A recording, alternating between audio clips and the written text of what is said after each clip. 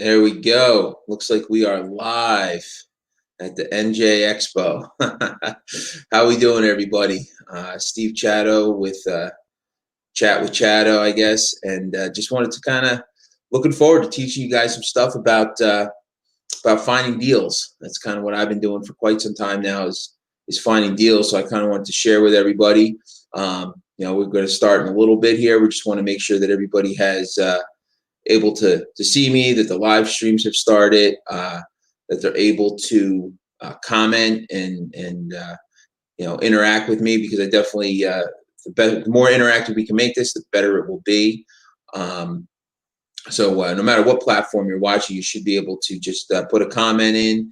If you guys can just let me know you're here, let me know what where you're from, and just a little bit about, just like, hey, I can hear you. That'd be great. Because right now I'm just sitting here talking to a microphone in my office. But that being said, today I want to talk about sourcing deals.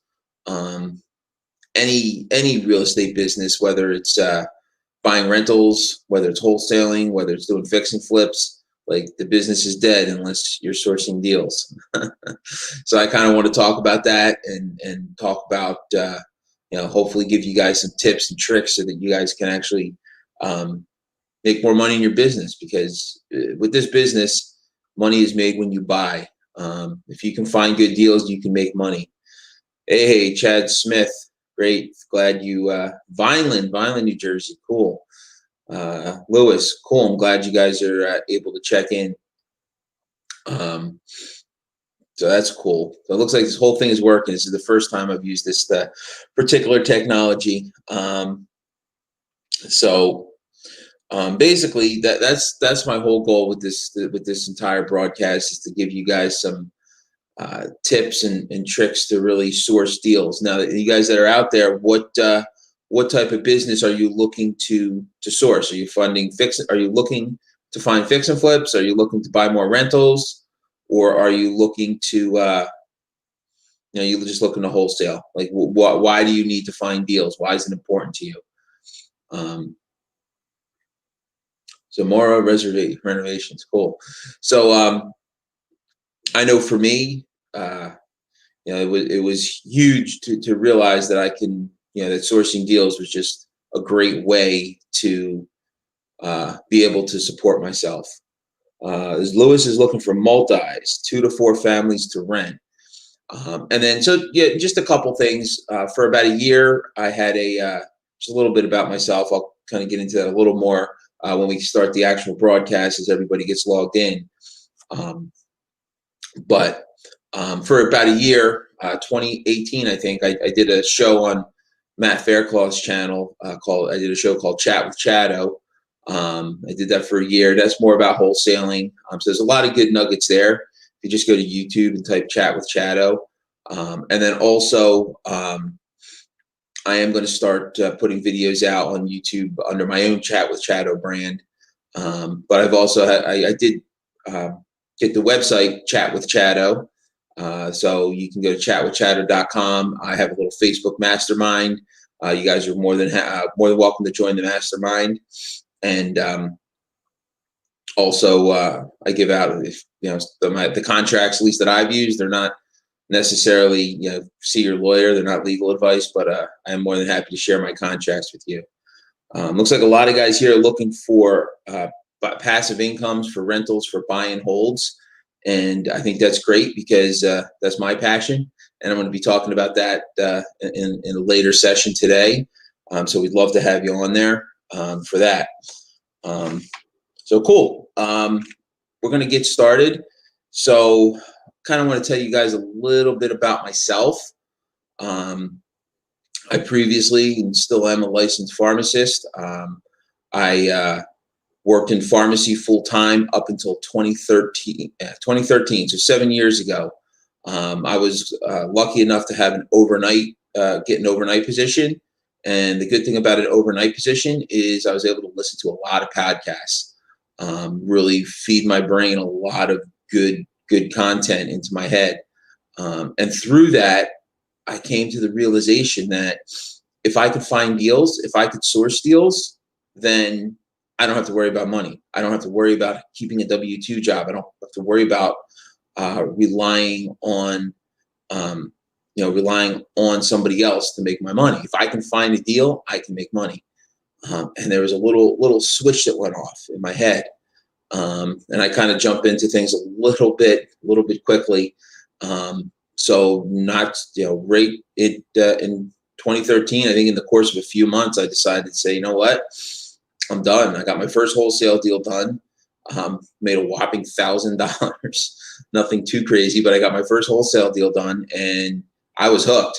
Right? It's like that switched something in my head when I got that first deal done. So when that first deal was done, it's like something switched, and now it's like I realized that I can do this. I can go out. I can make money. All I have to do is find deals. So at that time, I had a couple rentals, so I kind of already had a little bit of an idea. So that was an advantage for me, that I had an idea of how rentals work and how to buy and sell an investment property. But that was about it. Like I really had no idea like what it took to find a deal. All the deals that I had found up until that point were, just more retail deals that, I happened to find that were good deals. I kind of just stumbled upon them because I was looking. But really once I did that, I switched to a full-time real estate investor, pretty much primarily wholesaling from 2013 to 2016. I think I had about 5 rentals at that point. And in 2016, I realized like, hey, I'm giving away all these good deals and not keeping any. And that's when I switched to buying as many of them as I can. And I'm still wholesaling today. So that realization was huge, that if I find a deal, like money's never going to be an issue as long as I can find deals. So any type of real estate business, buy and holds, flipping and wholesaling, all of them require you to source deals. It's funny, a lot of times I see wholesalers put out deals and they put landlord special, which is like code for the property's overpriced. I mean, landlords still need equity. We need to use the burst strategy and refinance our way out of the money we have into the property. And then there's 2 mindsets. I'll just mention this quickly in buy and hold rentals. The first mindset switch is you got to be able to find deals, but the second thing is you got to be able to find money. You find deals and you find money, boom. You're able to put those together and create quite a phenomenal portfolio.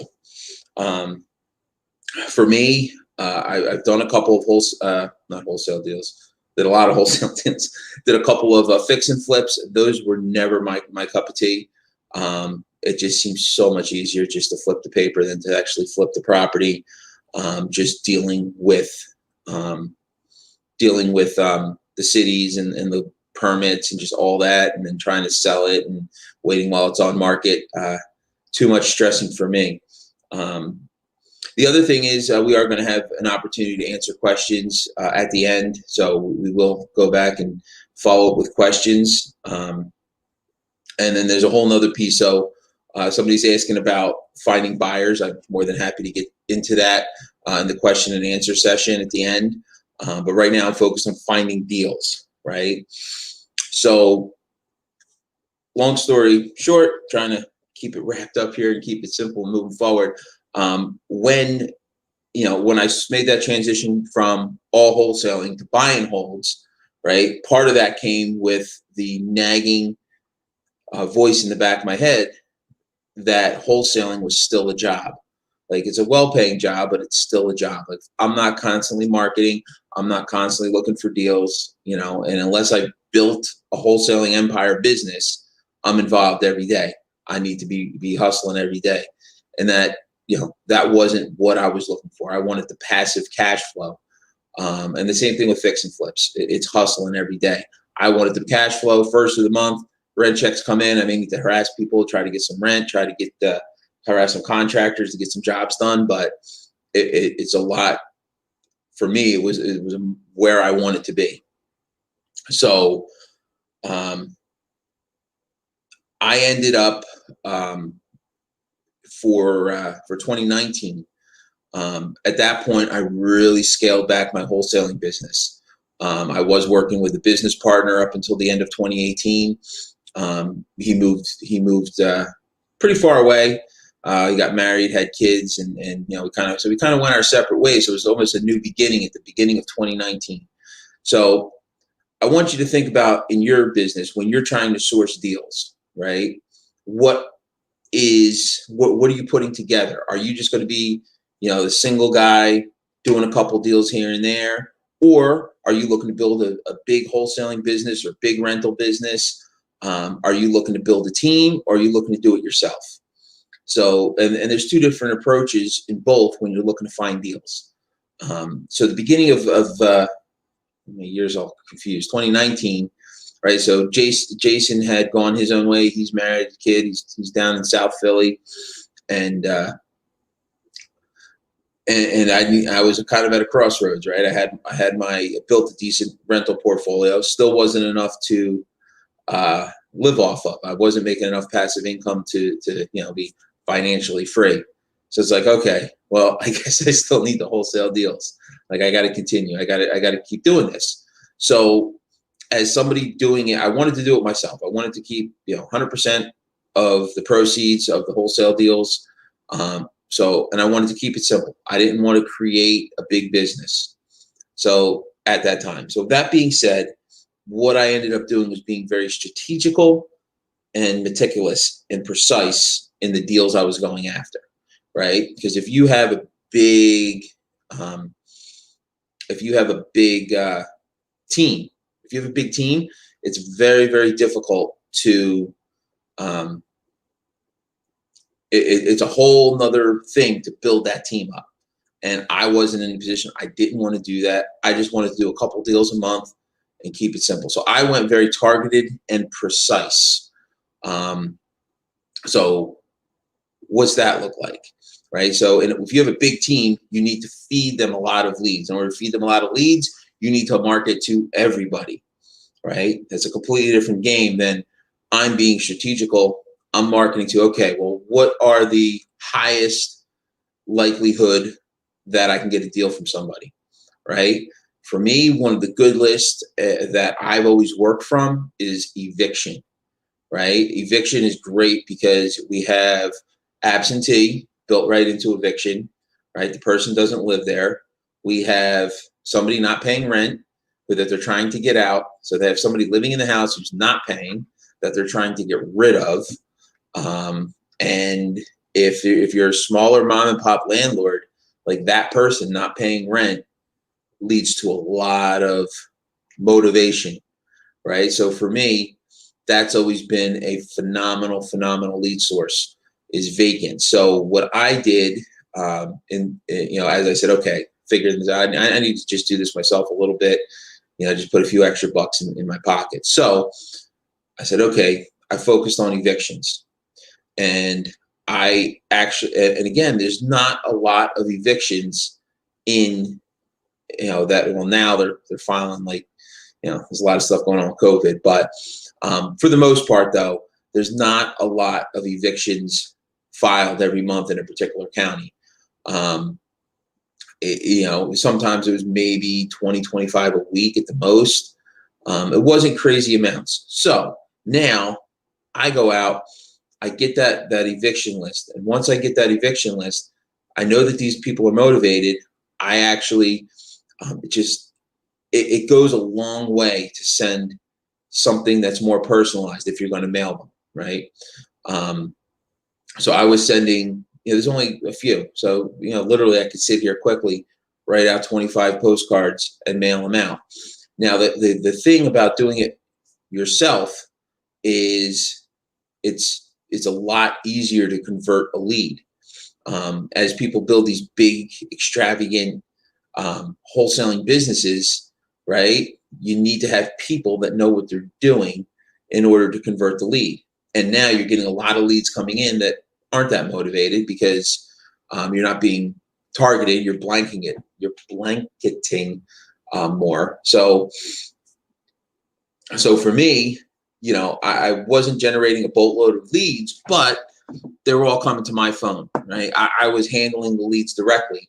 So I was able to be on top of them in order to, convert them, because there's not a lot of leads. So I got to make sure that I'm really taking care of them, because I'm going after a specific and targeted and surgical list. Um, so that would be, one of the lists that I would do. I would do small mailing campaigns, not a lot. I'd reach out to certain, especially if like certain areas, I'd get my get my claws in or whatever, and really go after. I would even call, but at the end of the day, I was targeting the most motivated of lists, which is always very small. It's very difficult to um, to scale these small lists. Um, so that being said, another good list when I'm trying to be surgical and precise is vacant property, because there's no way you're making money if your property is vacant. So vacant properties are another good lead source, and they're always good because they're a lot easier to show. There's some challenges to wholesaling rental properties, but that being said, there's always challenges in wholesaling. Um, but another, so vacant is another very, very good list that I found. If another list in the beginning that I was able to source was a good phone list, right? An absentee owner phone list. I sourced it not from skip tracing. It's a big complicated thing how I was able to get it. That being said, being precise and being surgical, it's very important to like think outside the box, right? If you are just buying probate leads that everybody's buying, like, yeah, there's motivation in probate, but there's also a lot of competition, right? If you're buying leads and getting leads that everybody else has, you're in a high competition place. So another big piece of it in being surgical and precise is skip tracing. If you do not get good skip trace data, it's a lot of companies that offer it. Some better than others, some over the top with really good data. But skip tracing to get the good data is phenomenal, right? Because you have that guy that moves, right? He lives at, he lives at the house. He moves out. It's vacant, and the city still thinks he lives there, right? So everybody who would mail this person is mailing it to the property that's vacant, which they don't really want to mail the property if it's vacant. Like, how do you find out where these people live? That's, you get in touch with those people, you have a lot less competition. So that's another big thing, is to get good skip trace data, figure out where these people are. There's a lot of stuff that's available, skip tracing. A lot of times it shows if a property owner is deceased. Well, that's another motivation factor. Sometimes there's two property owners, and you skip trace both of them and find out they're both deceased, right? So, okay, now there's even more motivation, but who even has control of the property? Again, if it was probated, then it's going to be on a probate list, but sometimes it's not. So, so that being said, it's like, it's really important to get good data and lists that no one else is using. When you find that person who nobody else can find, you're getting a deal that nobody else can get. Another big source, at least during that time when I was really being more precise, is I call them one-hit wonders. I like to share with people. I like to help people. I like to show them, give them a little nudge in the right direction. So what happens is there's unfortunately a lot of people who want to wholesale. They want to get deals, and they end up going out there and doing a little bit of marketing, and they find a deal, right? They find something that's got some potential. You've been helping them out. I've been helping them out. So they give me a call and say, hey, Chatto, I got this person. They want to sell this house. I'm thinking of one in particular. I got this house. I want to sell it. It's in Jackson, yada, yada, yada. So, I've been helping them all along here and there, answering their questions. They call out to me. So now I can JV with them, get the deal past the finish line. Didn't cost me any marketing dollars. I wasn't even marketing in Jackson at the time. I and I don't want to go down that rabbit hole. I wasn't even marketing Jackson at the time, but I was able to get that deal because I'm willing to help others and kind of show them what I'm doing. So a couple things about that. Obviously, you might say, well, gee, I don't know exactly what I'm doing. I'm trying to figure it out, so that doesn't help me yet. But there are a lot of buyers out there, right? There's a boatload of buyers, and we'll get into that again later, Dan, in the Q&A session towards the end. But there are a lot of buyers out there, and if you're just getting started, figuring out how to source deals and like figuring out the process and not really sure what you're doing, partner with a buyer. Be like, hey, I'm going to go out. I'm going to find a deal. Help me out. Partner with another wholesaler that knows. I'm going to go out. I'm going to find a deal. Go get direction from them. Do what they tell you to do, and work with them. Get your first deal done. Like get through the process. Once that first deal gets done, that little switch will flip in your head, and you'll be in a much better position to do deals. So again, I was talking earlier about like, okay, what's your end game? So if you're a wholesaler, talk to other people that are trying to wholesale, trying to figure out how to do them, give them support. And now unfortunately, a lot of them, I call them one-hit wonders, are just going to do a deal and then not really follow up and do marketing and create something out of it.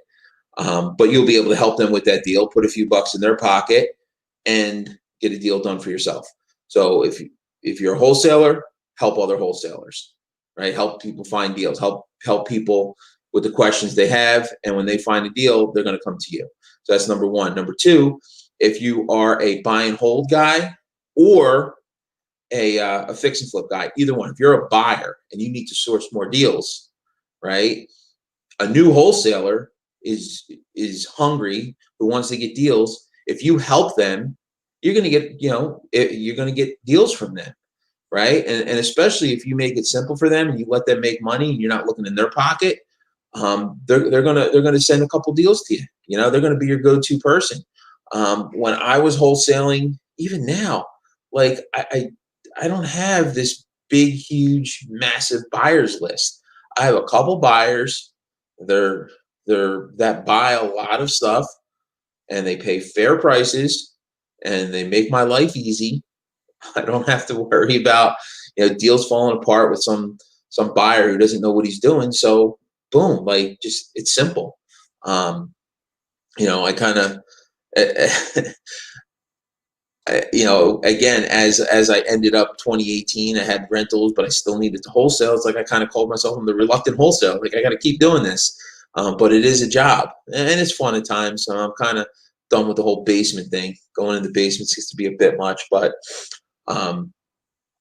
cobwebs and electric panels and same thing over and over again. But that being said, utilize other people that want to learn it. Teach them. Talk to people. That's another big thing with sourcing deals is letting people know what you're doing, talking to people, having conversations with people. We bought 3 properties last summer. Yeah, so about a year ago now. Time flies. But we bought 3 properties from a wholesaler who's been wholesaling forever. He's got plenty of buyers, right? So he forgets about people, right? So as a buyer, like one of the things that I need to do, and again, being surgical and precise, I need to reach out to everybody I know who sources deals and say, hey, I'm still looking for something, put them back, and I called them up and said, hey, I'm still buying. What you got? Like, oh, I got this guy with these 3 properties, and there are a lot of access issues. So, as a buyer, I'm able to play that to my advantage. With the access issues, he can't get everybody into the property.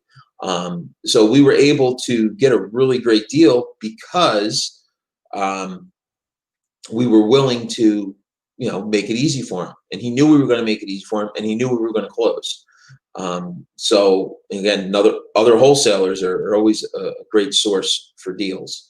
And then one thing that I forgot in the whole surgical and precise thing before I move on is for sale by, like, so I know for me, I'm driving around my neighborhoods constantly between popping into my different rentals for this, that, or the other, or just getting around. I'm always out and about. So constantly keep an eye out for rent by owner signs and for sale by owner signs. Like and also we buy houses signs. Those three at least. And again, you always have your phone with you. So as soon as you see that sign, do what you got to do. Stop, take a picture of it, give them a call. Because people that put for rent by owner signs in the window, a lot of times are older sellers. They're not on the internet. They're not marketing it on the internet. They're not getting the same kind of tenant leads. They're not getting,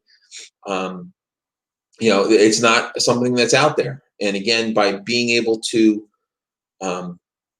have their phone number, get on the phone with them like that, that's a conversation definitely worth having to source another deal. And then just speaking real quick of phone conversations and talking to people, you definitely need to learn how to talk to people. For some of you, might be easy, might be second nature. For others of you, especially in the beginning, there's a lot of fear. Makes it very difficult to talk to people on the phone, to talk to them about real estate, thinking that you're not sure about this and you're not sure about that. So definitely get on YouTube. There's a lot of sources out there. Claude Diamond is a guy on YouTube, and his stuff, he really has some interesting and good ways to talk to people. John Martinez from Midwest Revenue Group, that's another phenomenal resource. If you can get his course is great. I'm not an affiliate or anything, just saying that course is a phenomenal sales process, right? So learning sales is a whole big piece of it, and that's not what this is about. But I'm just stressing the importance that if you're going to source deals, you absolutely positively need to learn sales. So that being said, right, targeted lists, good data, skip tracing, get lists that no one else is using, and utilize relationships with other people, right? Allow you to get deals to fund your business, just to run your business. But the key with anything in business is consistency, right? So you need to do these things consistently, right? You need to reach out to the evictions every week. You need to reach out to a couple wholesalers every week. You need to, call so many, where you're able to get good data, call so many sellers a week, right? It's that consistency that builds upon itself. With this business, a lot of deals do not happen now. They happen down the road. So it's one of those things that does start to snowball, because there's sellers that you need to work with for months, if not a year, before everything falls into place and it's ready to happen. But you've been in a relationship with them for a year, you're going to get the deal. So consistently putting out there and consistently following up, which can be a lot of work. It's I'm not going to lie and tell you there's some easy push button method to make it. I mean, you got to put the effort in, you got to put the work in. The other small thing that I'm thinking just kind of popped into my head about being surgical and precise is figure out, in whatever market you're in, what data that you can extract online. That's always a great way to get different lists. Like, can you find out online a list of all the properties with tax liens? Can you find out a list of the properties where the water's been shut off? Can you find, just whatever there might be? Just like I spend, especially going into a new market, and I probably should go back and do it more in my current markets, but in a new market especially, I go in and I'm going to look at every single every single website that I can find to do with the city and to do with the municipality, and like what data is out there. And sometimes it's hard to get. Sometimes you need to hire somebody off of Fiverr, Upwork or whatever to go in there and get that data for you, so you can put it into like a nice spreadsheet and look at it and figure it out. But that kind of data, again, is like skip tracing on the next level. So that's very important. So cool. Just collect my thoughts for a second. So next, and I kind of started to allude to, okay, you got to learn how to do sales. It's important to be confident. If you're going to get a deal, sometimes there's competition. A lot of times now there's competition. So it's important that whoever you're dealing with on the seller's end knows you, likes you, and trusts you the best that you can. And, they need to be confident that you're going to close, right? They will oftentimes take a discounted price, knowing that the deal will be done in 3 weeks, 2 weeks, whatever, versus somebody who's going to pay a little more and they're not confident, right? So it's important to learn as much as you can. And again, that might be partnering with like a real buyer who's really doing deals right now, getting in with them, offering like some kind of value to them, like, hey, let me help you with this, let me help you with that. And, just show me kind of what you're doing, hear what they're saying. Again, it's a cliche, but, it's who you hang out with. The 5 people you hang out with help, shapes who you are. So, think about who you're hanging out with. Are you, living and breathing real estate? Are you understanding what everything is?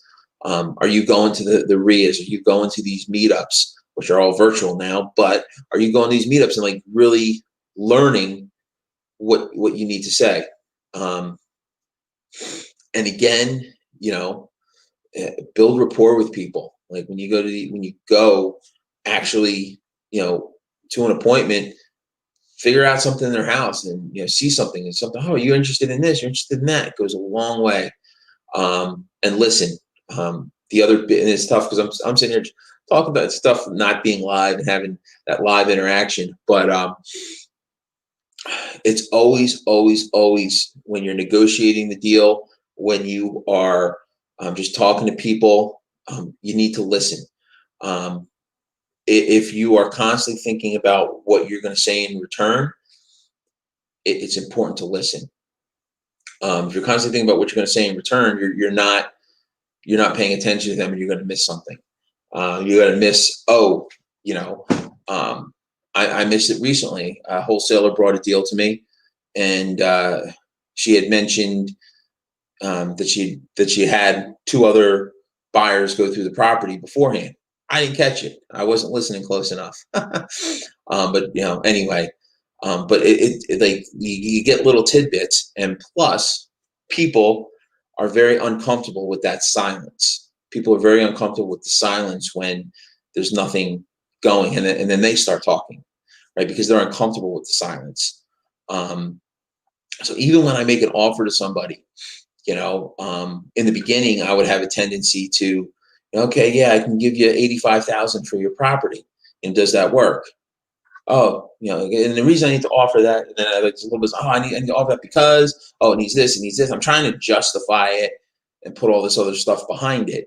And if I've done my sales process ready, that they know, I've already brought up those things to them, talked to them about it, so they already know it. Like, hey, I can really be at 85,000, and then just shut up, don't talk. And it's amazing, what comes of that. Because then, they're thinking about it. There's that awkward silence, and it definitely is powerful, right? To not to have that silence. So definitely, just as part of the sales process, and just something that you learn in dealing with people. The other big thing that when you're talking to people is questions. Questions are great. It's a great way to keep the conversation going in the way you want it to go. and you need to be able to use questions to dig at motivation, use questions to direct the conversation, and use questions to help them come to the conclusion you need them to come to. A lot of times, if you tell them the conclusion they need to come to, they're just going to oppose you. But if you bring them there, show them that road with some questions, and they figure it out on their own, they're much more likely to relate to that conclusion. So I'm going to move on now. So the next, so that's like all, small person, one man show, doing the best they can to just be as precise as they can and get some deals. But there's a whole other piece of it, right? That doesn't work if you want to buy, 200 properties this year for buy and hold. That doesn't work if you want to, flip 3 properties a month, right? That doesn't work, if you want to build a big wholesaling business, right? That's a whole nother piece of it. So I'm kind of going to go in, a little bit about that also. And the main point that I think is the take home, if you want to do that, if you really want to build a big wholesaling / whatever, if you want to source a lot of deals, you need to have systems in place, right? You do need systems on the smaller end, but they're nowhere near the systems that are needed on, when you are doing a lot of volume, right? Because when you're doing a lot of volume, you need to be in contact with as many people as you can on a regular basis to source deals. So, for example, we just picked a new market to go into, and again, I've been ramping it up a lot. So we just picked a new market.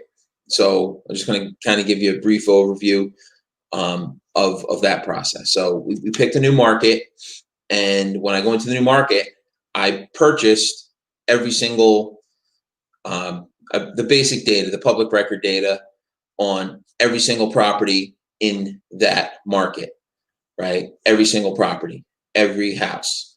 So from that, Sarah's looking for buyers. Message me to network. Dave is a buyer.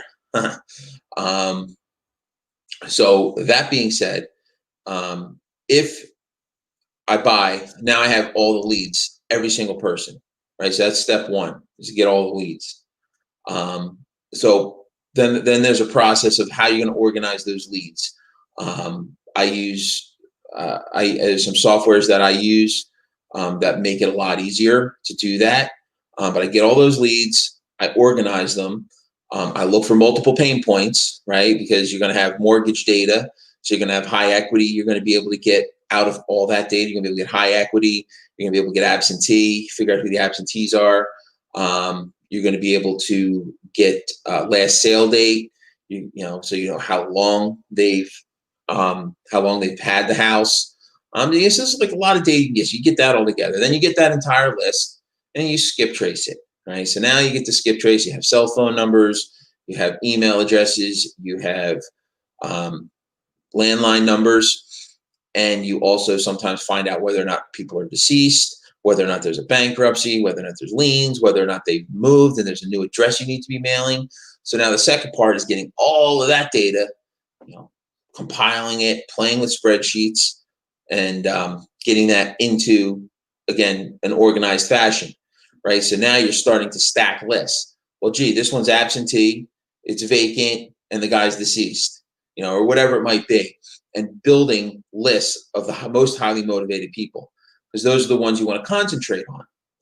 But again, you have all this data on everybody in the town, right? So now there's a lot of different softwares out there. You can text them, right? Anybody's got a mobile number. You can hire a cold caller, and they can call the mobiles. They can call the, so what I'm looking for, the landlines. Obviously there's regulations. You got to do it within compliance. There's TCPA laws, and this isn't a deep dive into that. But it's looking at overview of the systems, right? These systems need to be in place. And again, now I'm gonna keep going there, and then I'll go back. So now you got all this data. You have you need people to handle the outgoing mail. So you got to figure out of those. If you mail everybody, you probably it's almost like throwing spaghetti against a wall. So as far as mailers, you do want to focus on the more motivated list, right? Then who do you have taking those calls? Is it you? Is it somebody else? Who do you have in place to follow up? What CRM are you using? How are you tracking your KPI? How are you tracking how many how many calls people are making? How are you tracking how many mailers you're doing? What's your response rate? How many appointments are you going on? How many contracts are you getting? And if you're building a big business, like who's going out on the appointments, right? Who is who's handling the incoming calls, who's handling the follow-up calls. And again, I've noticed as I build, build bigger, build it bigger, anything that relies on me falls apart, right? If it relies on me to make it happen, eventually I get busy with something and it doesn't happen. That's just unfortunate truth. So it takes a lot upfront of training to get your people on board. So quick overview. So I have a VA that I use as far as getting all the data from the like list source, something like that, just get downloading all the data, skip tracing all the data, getting all the data confirmed and getting it in, right, and organizing it. So she does that, and then she also handles the marketing. Hey, Eric, how you doing? And she handles the marketing. So now, so that piece is out. She's handling the marketing. So marketing's going out. She actually emails people. That's it. Believe it or not, you can get deals through email. Don't. It seems like in this day and age it'd be hard, but we closed a nice one this year on an email. So anyway, long story short, email everybody. So she's doing that. So she needs to do that. Then we have a gal that we hired, and she's our inside salesperson, right? So she's on the phones. She's constantly on the phones. So she's, and then she actually handles the text messages also. So she's texting people. She's out there reaching out to the evictions, because again, that's always been a good lead source. So she's reaching out to the evictions. She's reaching out. There's a certain highly motivated ones that we're having her call on. Now we have all the other phone numbers of people that haven't responded to text messages, haven't responded, landlines, you can't text them. So that is where we hire a cold caller. And I urge you, there's so many people that hire cold callers, and the cold caller, hi, is John there? Yes, this is 123 Main Street. Okay. Yeah, this is Steve with Mercer House Buyers. Can I buy your house? No. It's like this script that's just like horrible. And the thing is, as soon as people hear that cold caller script, what happens is, they just get turned off. Oh, there's a telemarketer, and they hang up. They get so many telemarketing calls. So you definitely need to do something, and you need to get somebody don't hire somebody who's just making the call and following the script, is what I'm getting at, because you're just wasting your time and money. How many people on Upwork, when you go there and look for somebody to make cold calls, how many people on Upwork are, you ask for a sample, and that's what it is. That's always what it is. That's what people hire them to do, and it doesn't work, and then they fire them because it's not working. So when you hire a cold caller, they need to be able to talk to people, and they need to be able to engage them with something outside the box, whatever it might be. Hey, John, how you doing? Oh yeah, this is Steve. Oh yeah, I'm calling you about 123 Main Street. What are you calling about? Yeah, we have, I got a problem. Can you help me? Just something outside the ordinary. Like, have fun with it. I have a problem. Can you help me? I have a problem. Yeah, I need a property in the area. You know anybody who's selling? Like whatever. For example, with when I cold call evictions, it works great. The person calling, they're like, hey, property manager in the area. I'm trying to buy properties. Man, how'd you find your property? What did you do? Some people just start talking. And, you ask them how they're finding deals, like, and you just kind of alongside and being friends with them a little bit, and then, hey, would you be interested in selling yours? Da, da, da. And if they're interested, to let you know. If not, you'll know. And at the end of the day, you know, you may find he might say, hey, yeah, I get them from this wholesaler guy that you never heard of, or I used this agent. Who knows? But they need to be able to have the conversations that aren't the scripted. Hi, this is John from 123 Home Sales. Would you be interested in a cash offer on your house? Just doesn't work. So there's a lot. And then, okay, so now you have the person, they're following up, they're getting appointments. Now, who's going on the appointment?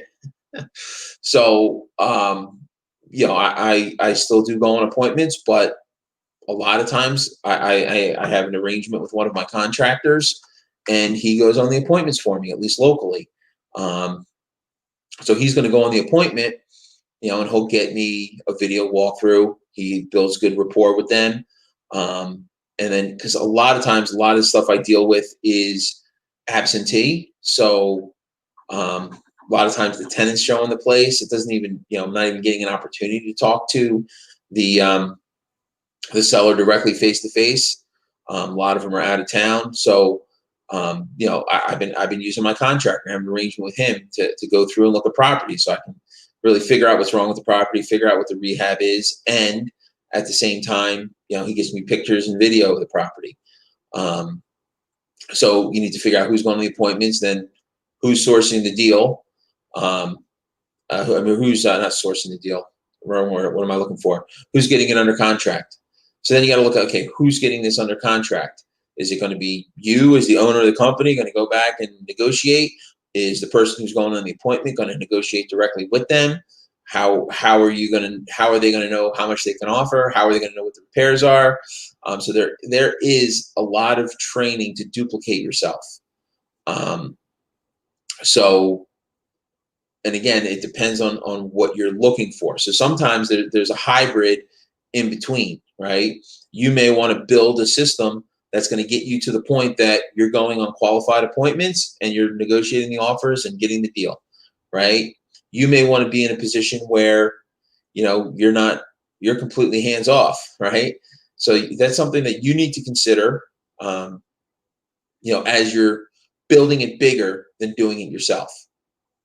But doing it yourself, you can, if you do it consistently, definitely have deals moving on a regular basis to fund whatever it is you want to do. It's amazing how quickly you can build a rental portfolio, or how quickly you can wholesale a couple deals if you need to, if you know what you're doing. So hopefully all of that was of value. I definitely am more than able to hang out for a little bit and answer any questions you guys might have. I know there was one question on buyers, and I'll come back to that in a moment. Again, my name is Chatto, Steve Chatto. You can, if you want to connect with me, you can go to chatwithchatto.com, and that will send you to a squeeze page where you'll be able to get access, to my I have a Facebook mastermind group, which is basically just a small private Facebook group that will give you the ability to interact with me. It's a small group. You're more than welcome to come in, ask any questions you have there. And then the second thing is it's going to give you access to the contracts that I use that are not legal advice that you want to run by your local real estate attorney to make sure they're good. But it's the contract that I use with a buyer and the contract that I use with a seller when I do a transaction. So Dan was asking, I don't know if he's still on, but I want to get to some of the questions now. How do you find potential buyers? So the buyers are everywhere. If you just go to a RIA group, right? Like if you go into these Facebook groups even, right? Because right now everything's virtual, right? You go into these Facebook groups, right? And you type, hey, I got a deal in, Cumberland County. And all of a sudden, all these people come up. You guys probably don't know where Cumberland County is. I think that's South Jersey somewhere. But I've been dealing in Bergen County, right? All of a sudden, all these people, just throwing their email address out there, right? So that's one source. Is you go there and you get a bunch of email, and again, they may be good buyers, they may be not good buyers, but that's one potential source, right? Another potential source is if you can get either a friend or somebody, if you can get a deal, all right, but if you can get a deal and advertise it and be able to advertise it everywhere, buyers will come in, right? So that's another good source. I'm not saying that it's a good idea to bait and switch people, right? A lot of people will put these little ads on Craigslist and say, about this phenomenal deal, and all these buyers will be calling, and that's sold already because the deal that never even existed. So I'm not going to say do that, but once you have a deal and you put it out there, people will come to you. Then the REI meetings, right? That's another great source because there's a lot of buyers that come to REI meetings.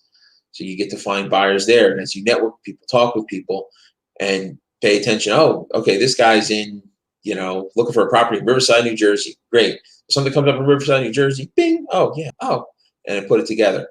So that's a great source. There are people that actually go as far as to find meetups, to create meetups, teaching people how to invest. So they got their own buyers that are brand new, teaching people how to invest and providing them with property management or whatever, and that type of thing.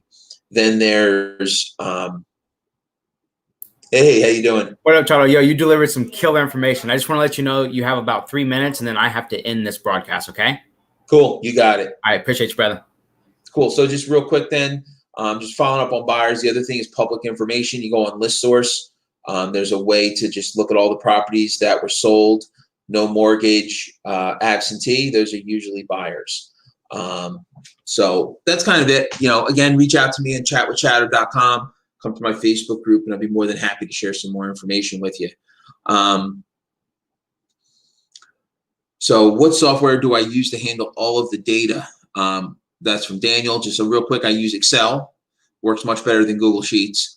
I use Excel, but I have a software that I use called Property List Manager to get that data once it's sorted in Excel and list stack. That's a really good software, and I'd be more than happy to share a link with you for that. I am an affiliate for that, so if you're going to use that, use my link. It'd be great. Name a few websites to find all these lists. There are no so listsource.com is where I get the big list, right? And then there's a lot of people that sell lists, but there's a lot of people that sell lists, but the easier the list is to get, the less valuable the list is. I mean, there's different court websites, and I know that there's some court website where you can go in and get evictions depending on your county, and there's different data that's available. So there's no one particular, but you go to your municipality, you type in your township and just kind of see what data they put out there. As far as so that's a reliable skip tracing source. There's a lot of people doing skip tracing now. There's REI Skip Trace is one. TLO has always been a really good one, but that's a lot more expensive and a lot harder now to get than it was.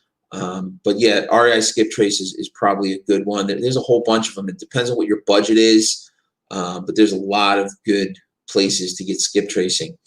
And then I think we're done. No. By the way, guys, if you guys got some value, first of all, give a major shout out to Chatto. Put it in the comment section and just say how awesome this session was. Chatto, someone did say, is Facebook kind of the best way to stay interactive and up to date with you?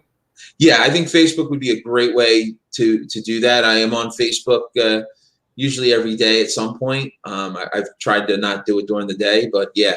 Yeah, so Jeffrey says, what's the Facebook group link? People want to know what's the best way to get in touch with you so they can follow up with you after this event? I would say if you go to chatwithchatto.com. Boom. And that will give you a squeeze page. You put in your email address, they'll send you the link to the Facebook group and also my contracts. Love it. Make sure you guys get that. Make sure you guys follow up with Chatto. Chatto, we appreciate you so much, brother. And thank you so much for the value that you provided to our group. Cool. Thank you. All right, guys. We'll see you guys on the next events. All right. Thanks, Sounds Chatto. good. Bye-bye. Bye-bye.